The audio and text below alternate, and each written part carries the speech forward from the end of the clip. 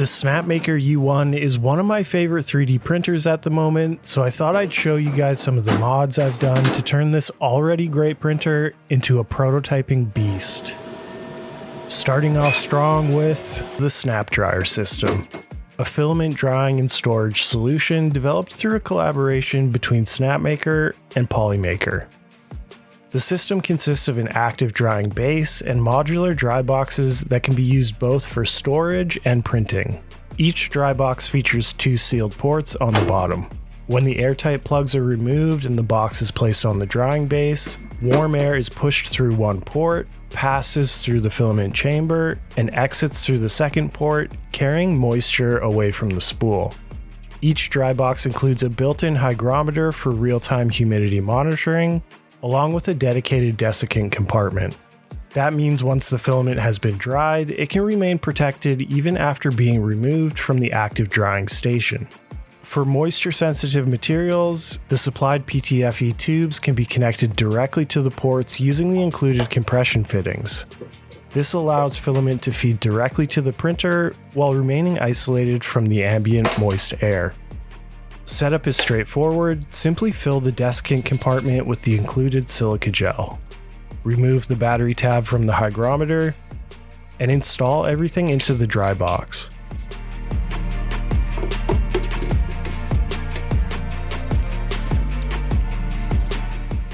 The spool rides on smooth bearing supported rollers, and for smaller or cardboard spools, an included support tube lifts the roll slightly to reduce rolling resistance during printing. The drying base is easy to use with clearly labeled drying presets for common filament types. A mode button selects the drying temperature. The plus and minus buttons adjust the drying time in 30-minute increments, and a dedicated start-stop button begins the cycle. There's even a physical power switch, which is a nice touch. Prices come in at around $80 for the drying base and one dry box, while additional dry boxes are around $30 each. If you print with hygroscopic materials like PETG, TPU, Nylon, or ASA, or simply live in a humid climate, the SnapDryer is a practical way to keep filament dry during storage and printing. It pairs especially well with the Snapmaker U1, allowing each spool to remain sealed, monitored, and ready to print at any time. To keep my PTFE tubes in place, I designed a small cover that snaps over the U1's filament feeding box and accepts some of these small compression fittings to keep your PTFE securely locked in.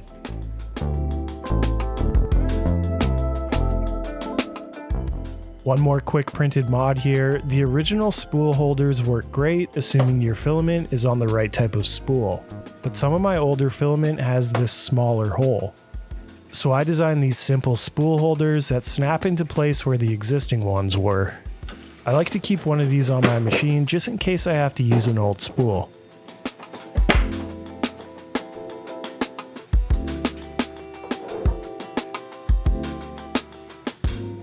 The Snapmaker U1's tool heads come equipped with stainless steel nozzles right out of the box, which is already a step up from the brass nozzles found on many other printers.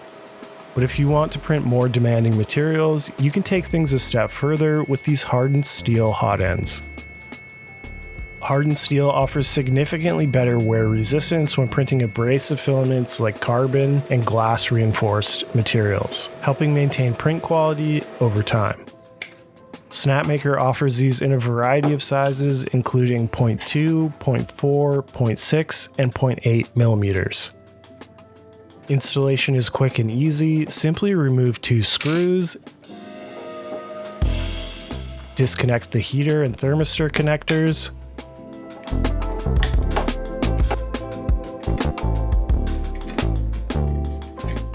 slide out the original hot end, and install the hardened steel version in its place.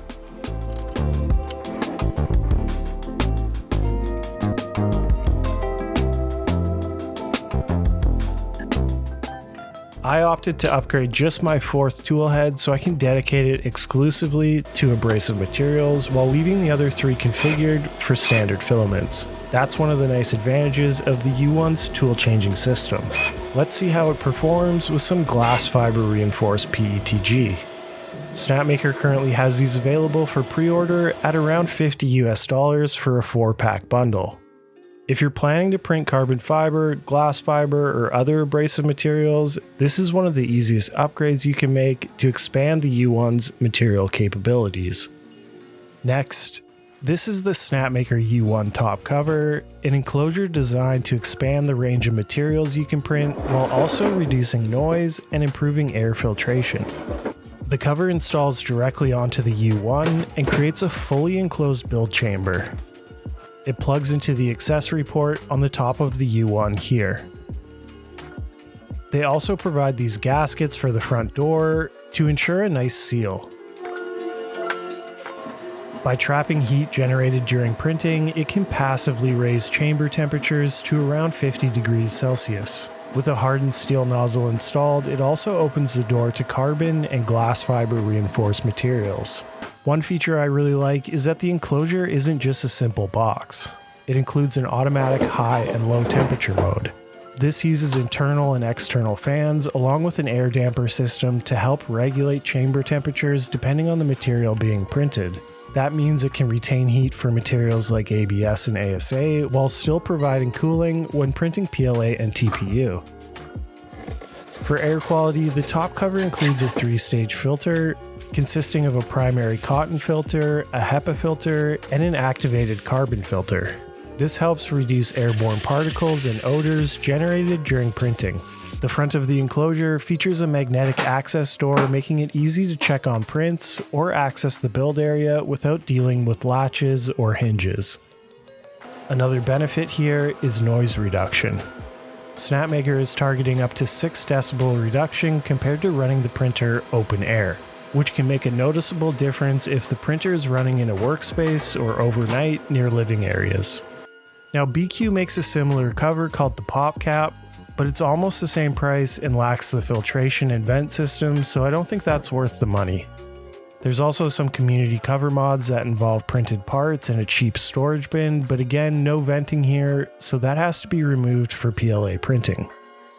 Overall, if you're primarily printing PLA, the top cover is more of a nice-to-have accessory, but if you regularly print ABS, ASA, nylon, polycarbonate, or other engineering materials, it transforms the U1 from an open-frame multi-material printer into a much more capable enclosed machine while also improving filtration and reducing noise. I did a handful of ABS prints and they all turned out great, but for one of my prints, I accidentally left the front door open. That part shrank so much during printing it started to warp and peel itself off the bed, resulting in a cascade of failures. So this really goes to show just how important keeping that heat in is. To monitor heat, I designed this simple mount for a humidity and temperature sensor.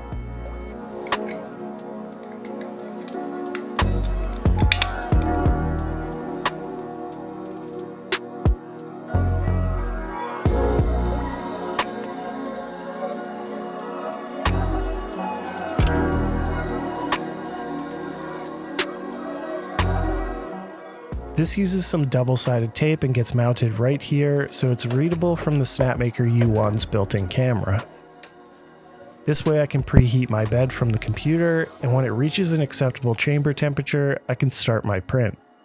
If you aren't patient enough for that, you can install one of these chamber heaters from BIQU called Panda Breath. These come in at $100 US and act as an active chamber heater as well as a recirculation fan with a HEPA filter to try and scrub any smells and particles. Install is pretty easy, just print a few mounting brackets and install them below the U1's purge bucket. From there we can do a little cable management and this thing's ready to go. This also turns your entire build volume into a filament dryer. When you're not printing, throw some spools in here and hit the filament dry mode button on your Panda Breath.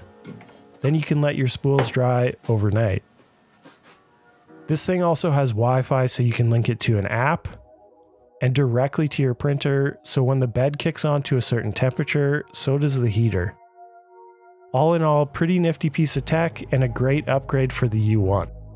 Next, the PEI coated bed that ships with the U1 is great. and it's the standard these days for good reason. It holds almost every material down really well. But there's some alternatives out there. Snapmaker has both a smooth PEI and a pattern plate for pre-order right now, but you can also grab these BIQU CryoGrip plates for only $30 in a handful of cool colors. For PLA, these grab your first layer like there's no tomorrow, and they look super cool in purple and pink. I highly recommend these.